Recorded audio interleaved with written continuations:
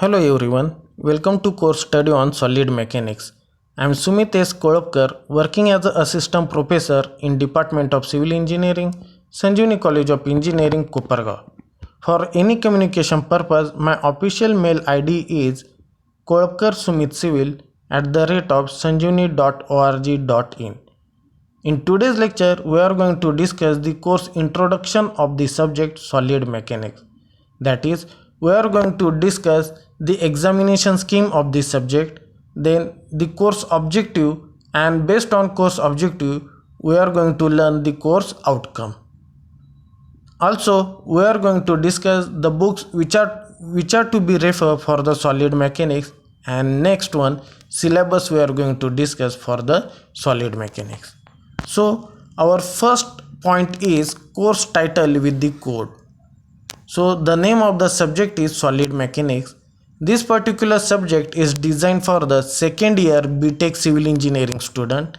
I am dealing with the division C, and for the solid mechanics subject we have a code CE203. So this is all about the course title with the code. Our second point is course examination scheme.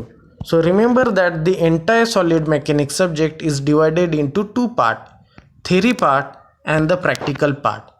For the theory part we have the code CE203, and for the practical part we have code CE207. So first of all we will go through the theory part. For the theory part we have a theory of 4 hours per week. Theory class of 4 hours per week. We have in-sem examination of 30 marks, end-sem examination of 50 marks, and the internal assessment, that is teacher assignment, are the 20 marks. So the total marks for the theory examination is 100, and based on that we have credit equal to 4. So remember that for the theory examination we have credit equal to 4. Now we will move to the practical part. In case of practical part, we have a practical of 2 hours per week. Based on whatever the practical we will perform, we have a oral examination of 50 marks, a term work of 25 marks. So the total marks for the practical is 75 marks. And for the same we have credit is equal to 1. So the entire solid mechanics subject we have total marks 100 plus 75, that is 175 marks for the solid mechanics, including theory plus practical. Now our third point is course prerequisites. So course prerequisite is nothing but the knowledge one must have before studying any subject. So to study the solid mechanics we must have a fundamental knowledge of engineering mechanics and mathematics. That is, to study the solid mechanics subject we must have a basic or the fundamental knowledge of engineering mechanics and mathematics. Our fourth point is course objective. Now what does the course objective means? Course objective specifies a behavior, skill or action that a student can demonstrate if he achieved the mastery in that particular subject. So it is nothing but the course objective. We have 6 course objective. So the first one is to introduce fundamental concept of solid mechanics. Second, to introduce shear force and bending moment induced into the beam. Third course objective is to study the bending and shearing stresses developed in a beam. Fourth course objective, to study the shaft subjected to torsion. Fifth one, to study the principal stresses and strain. And the last one, to study the stresses developed in a column. So those are the 6 course objective. Means for that purpose we are going to study the subject. To achieve those objectives we are going to study the subject solid mechanics. Now based on the course objective we have course outcome also.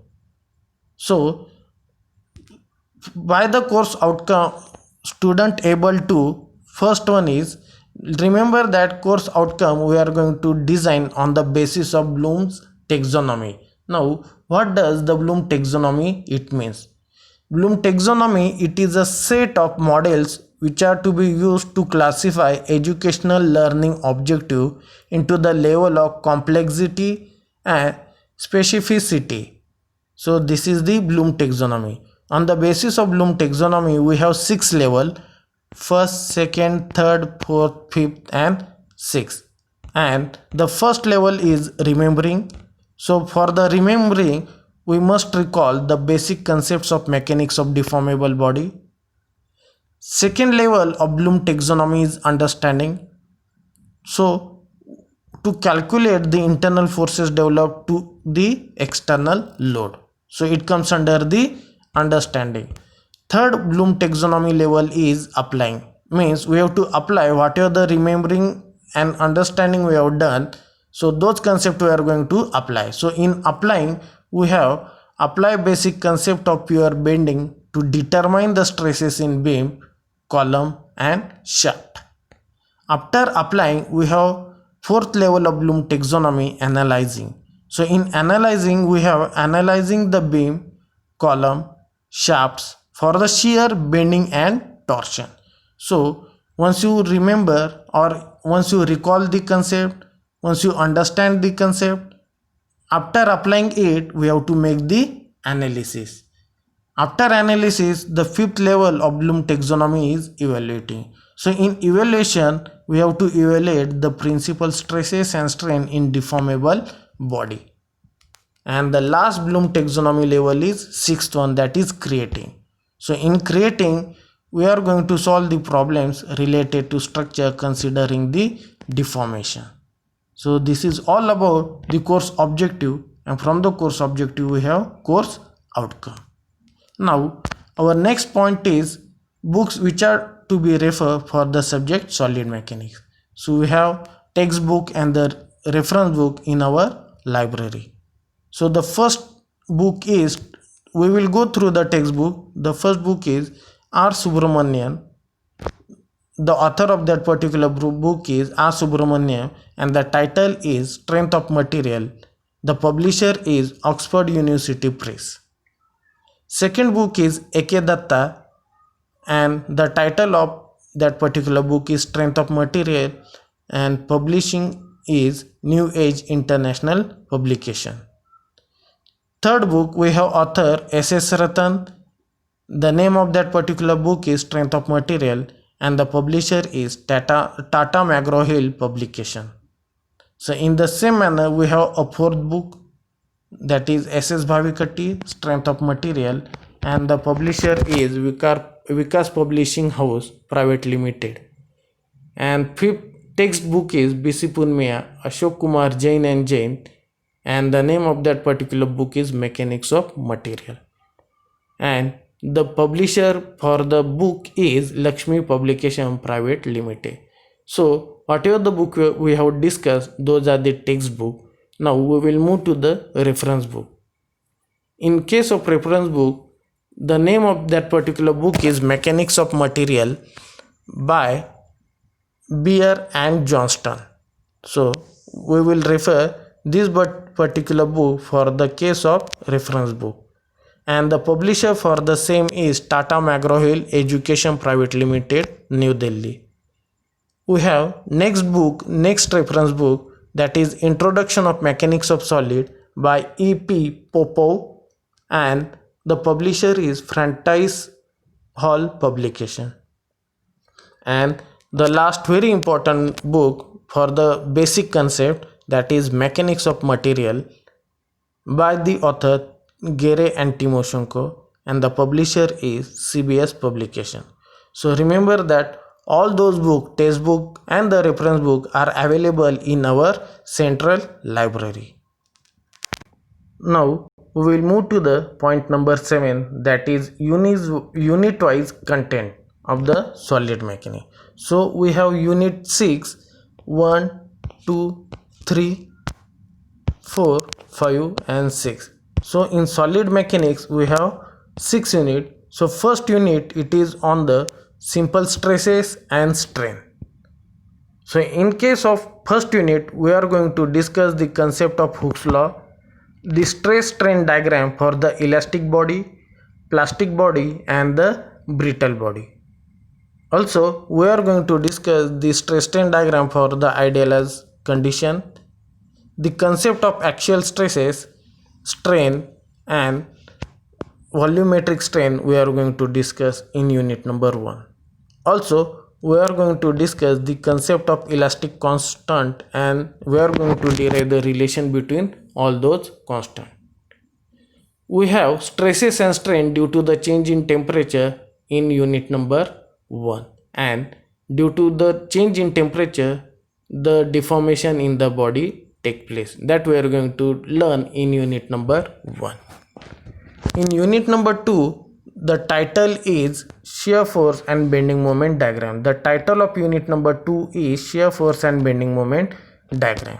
So in this particular unit we are going to study the basic concept of determinate and indeterminate beam, the concept of shear force, bending moment and shear force and bending moment diagram, and cantilever beam which are subjected to point load UDL UVL.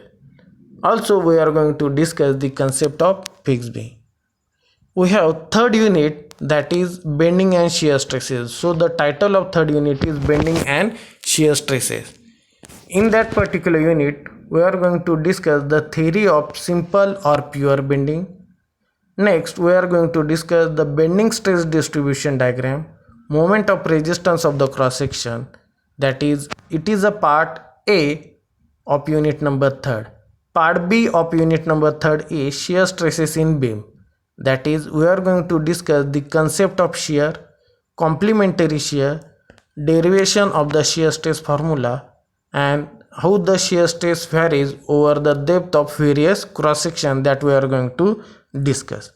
Also we are going to discuss the maximum and average shear stress for the circular rectangular section, and shear connector, concept of shear flow we are going to discuss in unit number 3. Remember that for all those 3 units we have 8 hours for the each unit, that is in 8 hours we have to complete our unit. Our 4th unit is torsion. So the title of 4th unit is torsion. In this particular unit we are going to study the theory of torsion, assumption which we have made for the torsion and derivation of torsional formula. On the basis of that we are going to discuss the stresses, strain and deformation in determinate and indeterminate shaft of hollow and solid section. Also we are going to discuss the stresses, strain and deformation in homogeneous and composite cross section which are subjected to a twisting moment. Again for this subject we have 8 hours. Our 5th unit is principal stresses and strain. In this unit we are going to discuss the concept of principal plane, principal stress, the concept of normal and shear stresses on an oblique plane. Also we are going to discuss the magnitude and orientation of principal stresses. Based on that we are going to find out the maximum shear stress. In the same unit we will discuss the theory of failure, that is maximum normal stress failure, maximum shear stress failure and maximum strain theory failure. For 5th unit we have 8 hours.